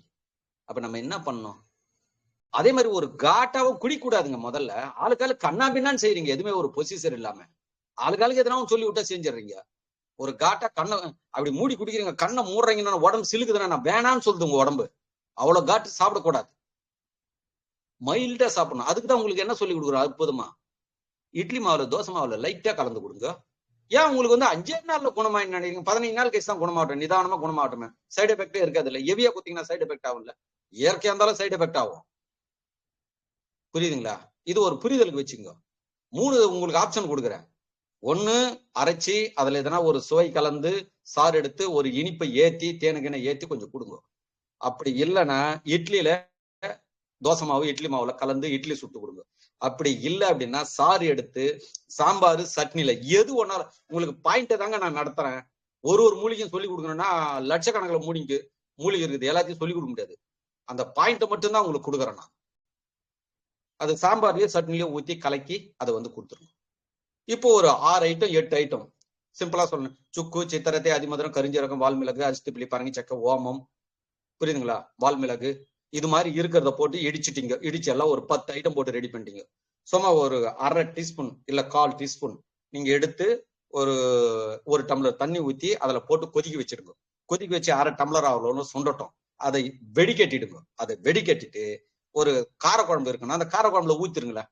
ஒரு காரக்குழம்பு ஒரு 1/2 லிட்டர் 3/4 லிட்டர் இருக்குன்னு வச்சுங்களேன். இதுல வந்து ஒரு 50 ml ஊத்தனோம்னா நெடி தெரியுமா? குழந்தைங்களுக்கு அன்னைக்கு தானே குழந்தைங்கிட்ட ஒரு ஆனந்தமா பேசிக்கணும். குழந்தைங்க கண்டுபிடிக்க முடியாது. உன்னி பாக்குற குழந்தைங்க கண்டுபிடிக்காம என்னமா டேஸ்ட் மாறுதோணும். சரி கொஞ்சம் அட்ஜஸ்ட் பண்ணிங்க. என்னடா சொல்லும் கொஞ்சம் காரம் அதிகமா போட்டோன்னா அப்படி திசை திருவிடுங்க மைண்ட. கண்டுபிடிக்கிற குழந்தைகளும் இருக்கு, புரியுதுங்களா? இப்படி கொஞ்சம் கொஞ்சமா நம்ம சமையல்ல, சாம்பார்ல, காரக்குழம்புல, சட்னில, துவையில அரைச்சு கொடுங்க, புரியுதுங்களா? இப்போ ஆவாரம்பூ துவையில நாங்க வதக்கவே மாட்டோம். அப்படியே நேச்சுரலா நாங்க ஆவாரம்பூவை நாங்க வதக்கி நாங்க வந்து கொடுத்துருவோம். இது ஆவாரம்பூ அப்படியே பச்சையா போட்டு அரைப்போம். அவ்வளவு ஒரு டேஸ்டா இருக்கும், புரியுதுங்களா? பிரண்டையே விதைக்கி ஆகணும், ஆவாரம்பூ விதக்க தேவையில்ல, புரியுதுங்களா? வேப்பம்பூவை நீங்க வதக்க தேவையில்ல. வேப்பம்பூலாம் இப்ப சீசன் வரப்போகுது. இப்ப இலை உதிர ஆரம்பிக்கும் போது, பனிக்காலம் வந்திருக்கு. வேப்பம்பூ வந்து அடுத்து வந்து அரும்பு வச்சு பூ பூக்கும். எல்லாமே சேஃப்டி பண்ணுங்க. ஆவாரம்பூ, வேப்பம்பூ, வெந்தயம், சேப்பங்கிழங்கு இது வச்சு சாப்பிட்டு பாருங்க. நம்மளுடைய பாரம்பரிய குழம்பு அது. அவ்வளவு நோய் எதிர்ப்பு சத்து பெருகும்.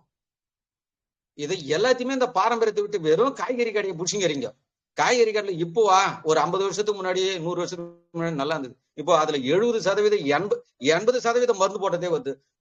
எல்லாமே இந்த கெமிக்கல் ரசாயத்தை இதெல்லாம் கொடுத்துக்குன்னு அதுல இதுல நீங்க வேற போய் சாமி என்ன காப்பாத்தணும். பாவங்க, அவர் எப்படிங்க காப்பாத்துவாரு? இதுல இருக்கிற பாய்சன் அவராங்க வந்து நீக்குவாரு. நீங்க தாங்க புரிஞ்சுக்கணும்.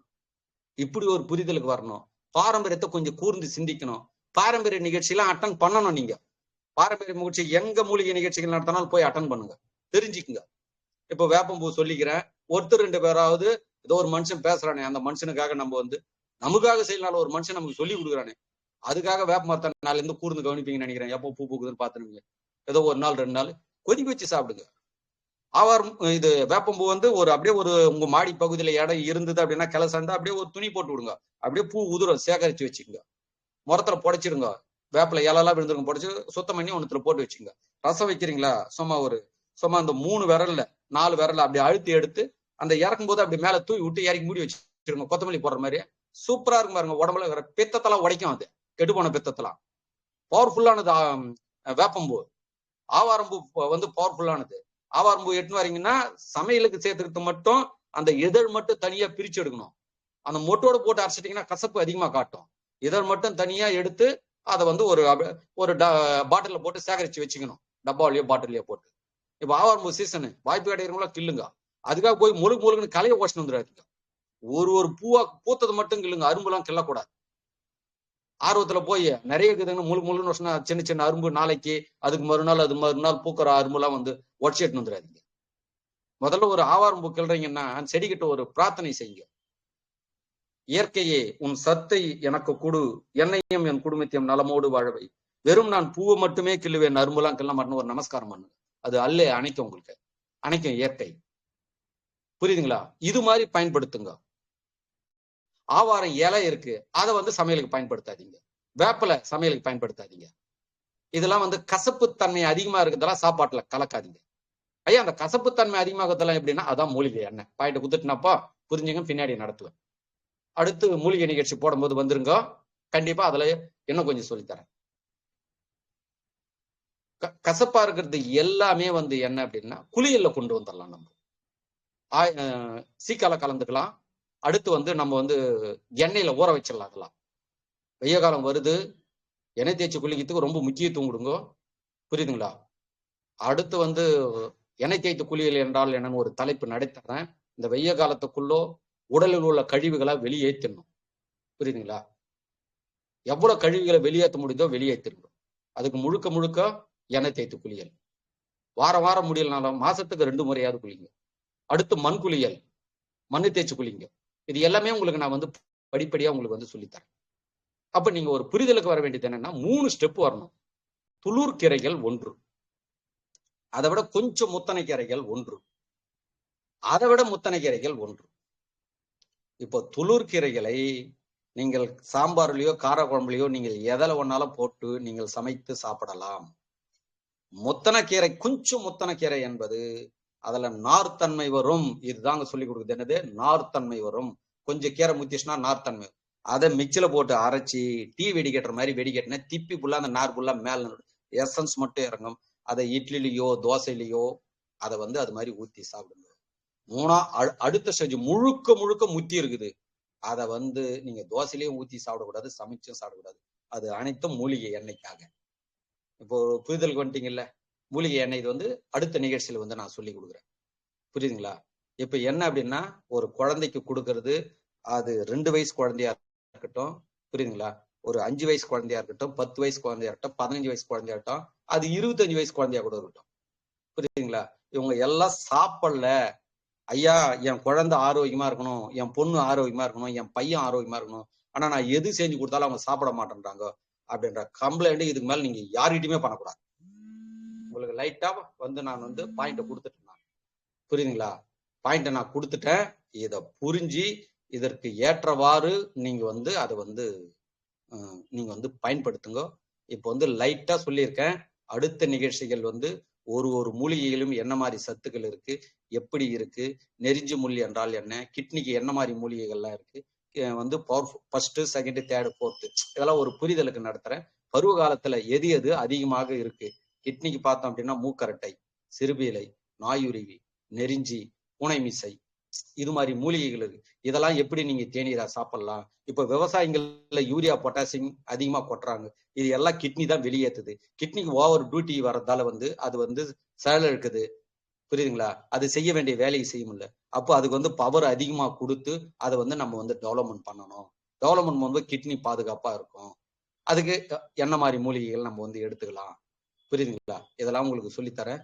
இது சம்பந்தப்பட்டதுல நீங்க வந்து பர்சனலா ஏதாவது நீங்க எங்கிட்ட கேட்கணும் அப்படின்னா பாலகிருஷ்ண ஐயா கிட்ட வந்து நீங்க வந்து தொடர்பு கொண்டு என்னுடைய நம்பரை அவர்கிட்ட வாங்கி என்னை தொடர்பு கொள்ளுங்க. இன்னைக்கு வந்து அற்புதமான ஒரு தலைப்பு நடத்துவதற்கு சிவசிவான்பை குழு வந்து ரொம்ப ஒரு பெரும் உதவியை செய்திருக்கு. இது வந்து இதை நீங்களும் அறிஞ்சிங்க. நிறைய பேர்கள் வந்து இது வந்து யூடியூப்லயும் பார்ப்பாங்க. பார்த்து அந்த வந்து ஆரோக்கியமா வாழ்வதற்கு வழிகாட்டியா இருக்கும். இதுக்கு மேல உங்களுக்கும் சொல்றேன், நெடியா இருக்கிற மாதிரி சாப்பிடாதீங்க. குழந்தைங்களுக்கும் இதை வந்து நெடியா இருக்கிற மாதிரி கொடுக்காதீங்க. கொஞ்சம் மாத்தி அதை நீர்க்க வைத்து கொடுக்கறதுக்கு இதை அறிந்து இதை நீங்க சாப்பிட்டு இதுல வந்து நன்மை அடைந்து இதை வந்து உலக மக்களுக்கு சொல்லி கொடுங்க. அது உலகத்திலேயே ஒரு உயர்ந்த தர்மம் இது. இந்த தர்மம் உங்களையும் உங்களுடைய குடும்பத்தையும் நலமோடு வாழ வைக்கும். இப்போ இதை உங்களுக்கு நான் கத்துக் கொடுத்ததால என்னையும் என் குடும்பத்தையும் நான் செய்த தர்மம் எங்களை நலமோடு வாழ வைக்கும். அடுத்து இதெல்லாம் உங்களுக்கு கத்துக் கொடுக்கறதுக்கு வழிகாட்டியாக இருந்த சிவசிவான்பேவும் பாலகிருஷ்ண ஐயாவும், புரியுதுங்களா? இந்த வந்து உங்களுக்கு இலவசமா கொடுப்பதற்கு அவர் ஒரு வழிகாட்டினாரு, அவர் ஒரு தர்மம் செய்தார். அதனால் அவரும் அவருடைய குடும்பமும் நலமோடு வாழும். புரியுதுங்களா? இந்த தர்மத்தை மேம்படுத்தி மனித இனத்தை நலமோடு வாழ வைப்போம். பூமியில் உள்ள எல்லா ஜீவராசிகளையும் நலமோடு வாழ்வதற்கு நம்ம ஒரு வழிகாட்டியாக இருப்போம். புரியுதுங்களா? ஒரு வழிகாட்டியாக இருப்போம். பசி என்னை படைத்தது, உணவு என்னை வளர்த்தது. பசித்தர் மூலிகை மகேந்திர நிகழ்ச்சியை நிறைவு செய்கிறேன். சந்தேகங்கள் இருந்தால் கேளுங்கள். அனைவருக்கும் மனமார்ந்த நன்றியும் மகிழ்ச்சியும் தெரிவித்துக்கிறேன். நன்றி, மகிழ்ச்சி. நன்றி ஐயா. ரொம்ப அருமையான வகுப்பு. சவுண்ட் கொஞ்சம் ஒரு போன் வந்துடுச்சு. இந்த ஒரே நிமிஷம் நான் வெளியே போய் உள்ள வந்துடுறேன்.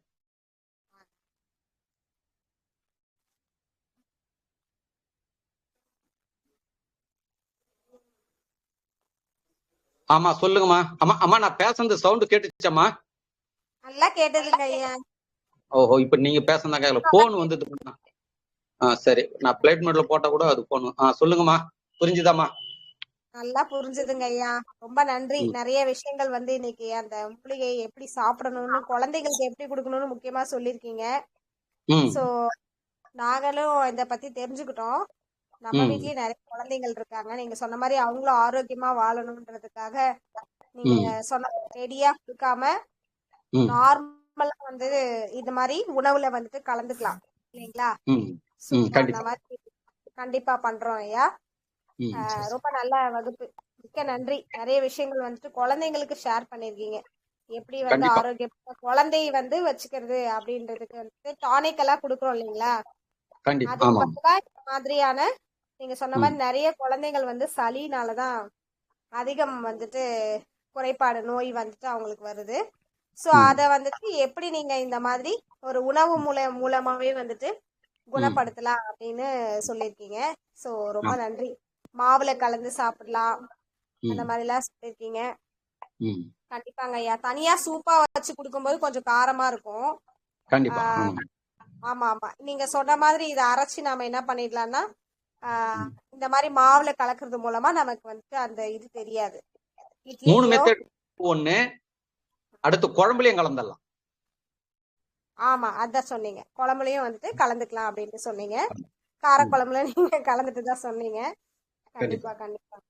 சோ இந்த மாதிரி வந்துட்டு அவங்களுக்கு எப்படி குடுக்கறது. ஆனா மூலிகையை யூஸ் பண்ண மாட்டேங்கிறாங்களே, பயப்படுறாங்க எல்லாம் ஹீட் ஆயிடுது அப்படின்னு சொல்லிட்டு நிறைய பேரண்ட்ஸ் வந்துட்டு அவங்க சாப்பிடறதுக்கே பயப்படுறாங்க. அதான் அதுக்கு என்னங்க ஐயா சொல்றீங்க? இல்ல, அதுக்கு படிப்படியா நம்ம வந்து மாறணும். நம்ம வந்து கொஞ்சம் கொஞ்சமா மாறுவோம். அவங்க மாறலன்னா நம்ம ஒண்ணும் பண்ண முடியாது. அதான் சொல்றேனே, ஒரு சிலர் வந்து உடனடியாக மாறுவாங்க, ஒரு சிலர் கொஞ்சம் துன்பப்பட்ட பிறகுதான் மாறுவாங்க. என்ன பண்றது? அவங்கள நம்ம ஒண்ணுமே பண்ண முடியாது. நம்ம சொல்லிதான் கொடுக்க முடியும், ஒரு வழிகாட்ட தான் முடியும். அவங்கள உயிரோட ஆரோக்கியமா வாழ வைக்கிறதுக்காக நான் விஞ்ஞானத்துல மகிழ்ச்சியா சந்தோஷமா ஆடம்பர வாழ்க்கையில வாழ்வேன், ஆனா நான் நலமோடு வாழ்வேன்னா உடம்பு கிட்ட நடக்குமா அது? அவங்க கொஞ்சம் துன்பப்பட்டுதான் வரணும்னு இருந்தா அன்னைக்காவது அவங்க மாறட்டும், அதுக்கு ஒரு நன்றி சொல்லுவோம். அப்போவாவது கொஞ்சம் மாறி உங்க உடம்ப காப்பாத்துங்க. நம்ம அதை தான் செய்ய முடியும். அவங்களுக்காக நம்ம பொறுப்பு ஏத்துக்க முடியாது. முதல்ல நம்ம வாழ்ந்துருவோம். இப்ப நான் வாழ்ந்துட்டேன், நான் வாழவே தான் இப்ப அதை பேசுறேன். இன்றைக்கு என் வீட்டுல வந்து பாரம்பரிய வந்து மரம், அது வந்து அந்த மரத்தை நாங்க வந்து இன்னைக்கு வந்து அதிகமா டெவலப்மெண்ட் பண்ணி வரோம். வாத நாராயணன் அற்புதமானது. இப்போ ஒரு கைக்கு வாத நாராயணன் நீங்க அடிக்கடி சாப்பிடுவாங்க, கை கால் விழுதான்னு பாருங்க, விழவே விழாது அவங்களுக்கு. இப்ப கை கால் விழுந்தவங்களுக்கு வந்து ஒரு கை ஒரு கால் விழுந்தது பாருங்க, அவங்களுக்கு நல்லெண்ணெயில வந்து வாத நாராயணம் முக்கியமானது. முடக்கத்தான் வாத நாராயணம் ரொம்ப முக்கியமா அதுல வந்து கலப்பாங்க. கருசாலை, இது எல்லாத்தையுமே அந்த எண்ணெயில வந்து ஊற வைப்பாங்க. 48 நாள் கிட்ட ஊற வைப்பாங்க. சூரிய ஒளியில புடம் போடுவாங்க. புடம் போட்டு அந்த எண்ணெய் தான் தேய்ச்சி உருவி விடுவாங்க. அதுதான் அதை உடைக்கும்.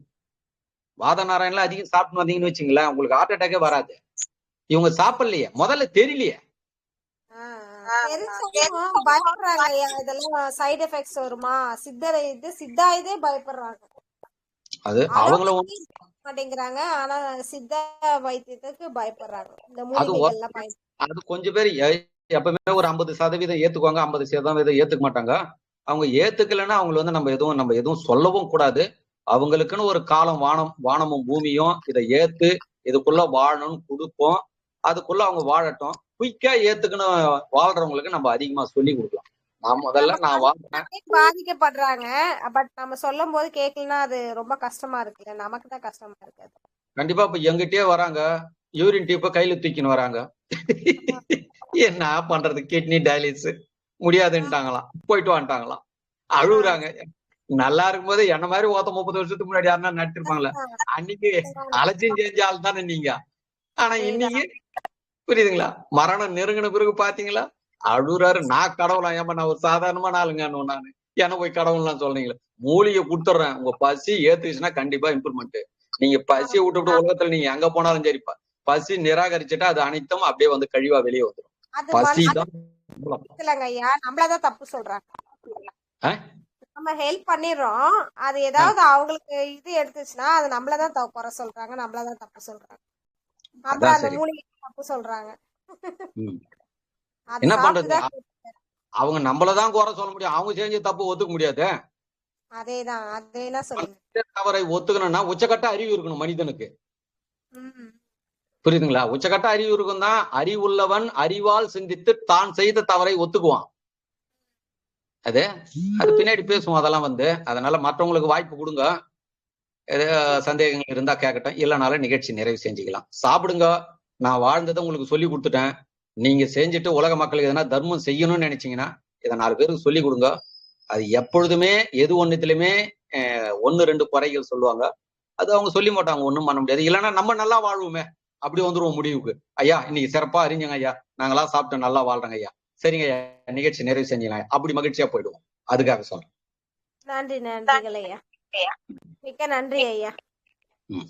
சரி அம்மா கண்ணகி அம்மா, எல்லாரும் மியூட்ல இருக்கீங்க. சுரேஷ் ஐயா இருக்கீங்க, பேசலாம். கண்ணகி அம்மா பேசுறீங்களா? ஐயா வணக்கம் ஐயா. வணக்கம்மா. ஒரு யூனிவர்சிட்டியே போயிட்டு வந்த மாதிரி ஆயிப்போச்சு. ஐயோ, கண்ணிகம்மா உச்சகட்ட நிலையில இருக்கிறாங்கப்பா எப்பவுமே.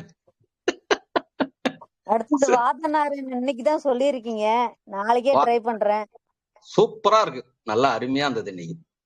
அத 3 ப்ராசஸ் பண்ணிட்டேன், அந்த ப்ராசஸ் எல்லாம் சொல்லி கொடுக்குறேன். இப்போ வந்து இன்னைக்கே 3 ரெடி பண்ணிட்டு வந்துட்டேன். பொரியல் 1, தோசை மாவுக்கு 1, அடுத்து மூலிகை எண்ணெய்க்கு பார்ட்டா பிரிச்சுட்டேன். அதெல்லாம் சொல்லி தரேன்.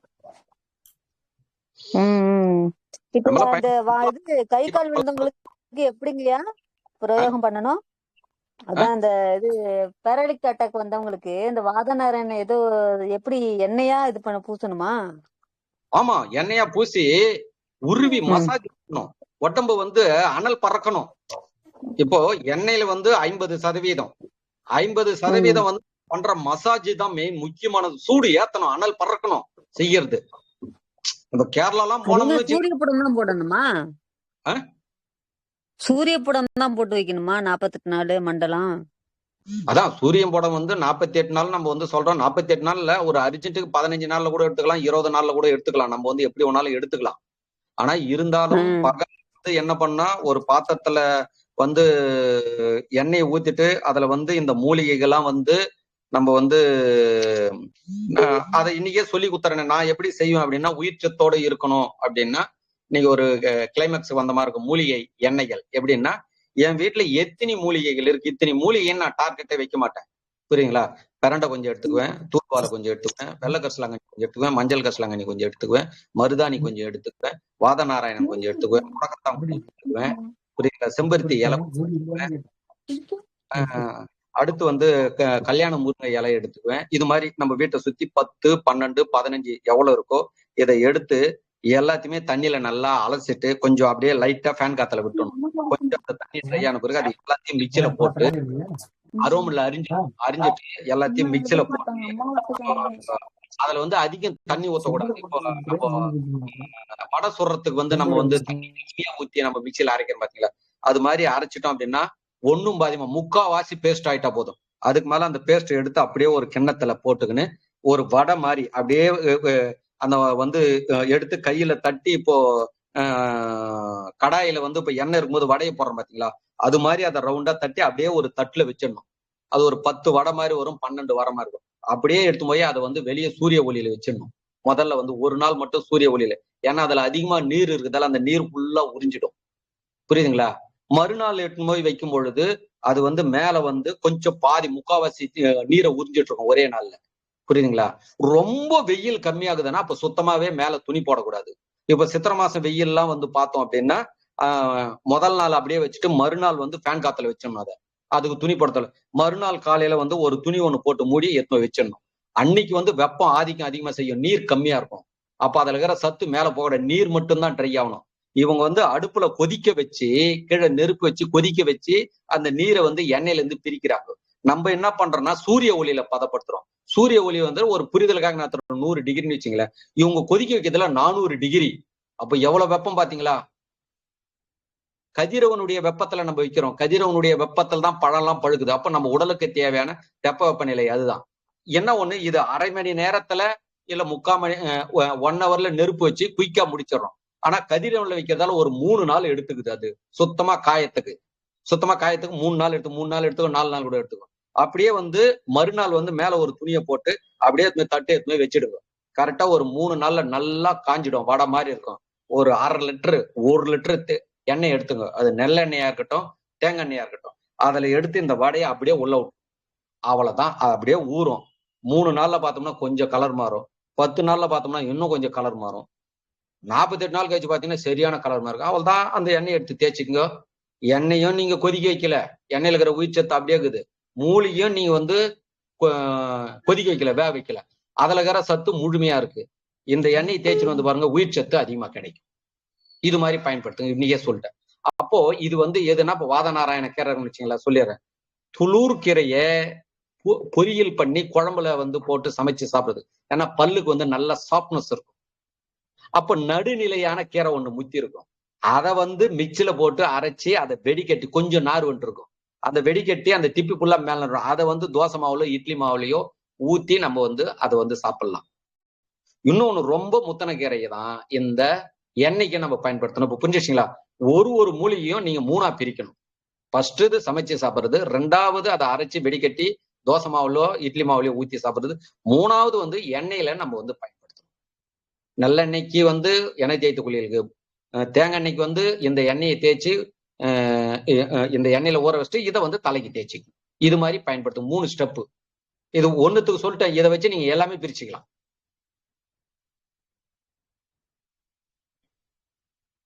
புரிஞ்சுங்களா? புரிஞ்சுதுங்க ஐயா. அம்மா பேசுங்கம்மா, கண்ணகி அம்மா.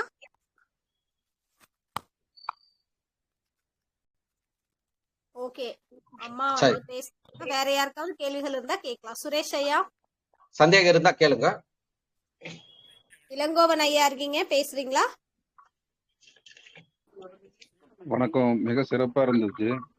என்னன்னா இது லேட்டா வந்ததுனால என்னால முழுசா அனுபவிக்க முடியல இந்த வகுப்பை. அது யூடியூப் வருதுங்கய்யா. அப்படிங்களா? ரொம்ப நன்றிங்கய்யா.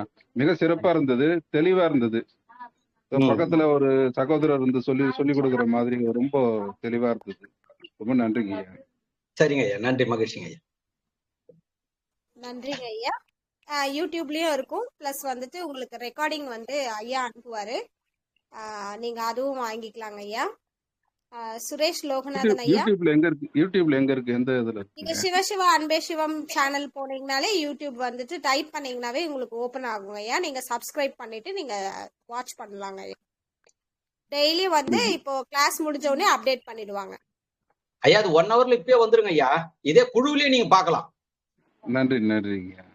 வந்துரும் 1 ஹவர்ல உடனே ப்ரோகிராம் பண்றாங்க. இல்ல இது தவிர மத்த வகுப்பு உங்களுக்கு எடுத்து வந்துரும் சார் ஒரு 1/2 hourல. மத்த வகுப்புமே எல்லாமே வந்து யூடியூப்ல இருக்குங்க ஐயா. உங்களுக்கு மத்த வகுப்புகள் வேணும் அப்படின்னாலும் நீங்க யூடியூப்ல வந்துட்டு பாத்துக்கலாங்க ஐயா. நன்றிங்க ஐயா. வேலாயுதம் ஐயா இருக்கீங்க, பேசலாங்க ஐயா. புதுசா வந்திருக்கீங்க. கேள்விகள் யாருக்காவது இருந்தா பேசலாம்.